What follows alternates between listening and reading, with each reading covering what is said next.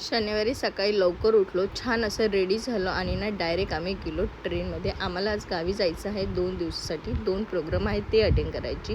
आम्ही नांदूरला पोहोचलो आणि तिकडे आम्हाला खूप भूक लागली होती. अन्वीकडे ना चिप्सचं पॅकेट होतं, तर आम्ही तिला बोलत होते की आम्हाला शेअर करतात. तिने तिची चिप्स कुणासोबतच शेअर नाही केली. ते झालं. नंतर तिकडची नांदूरची स्पेशालिटी मस्त असं गरमागरम आम्ही पाववड्यांसोबतच पिठलं होतं. छान ते खाल्लं, मस्त इतकं टेस्टी होतं ना की विचारायला नको. आमची दुसरी गाडी येण्यासाठी आम्हाला वेळ होता, तर अन्वी तिकडेच मातीमध्ये खेळत बसली. तिचं ते खेळणं इतकं चाललं की ती कुणाचंच ऐकत नव्हती. नंतर आम्ही घरी पोचलो आणि दुपारी इतकं भयंकर ऊन होतं ना, असं काहीसं वातावरण होतं. इतके उन्हाच्या अंगाला चटके लागत होते की विचारायला नको.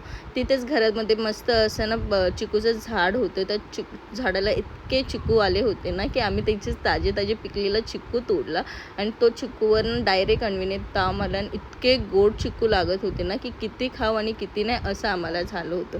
संध्याकाळी आम्हाला जागरण गोंधळाचा प्रोग्राम होता, तो अटेंड करण्यासाठी आम्ही गेलो आणि तिथेच अन्वीच्या वयाची छान अशी ना मुलं होती. तर अन्वी त्या मुलांना बघून इतकी क्यूटली स्माईल देत होती आणि त्यांना सगळ्यांना हग करत होती. इतकं मस्त वाटत होतं.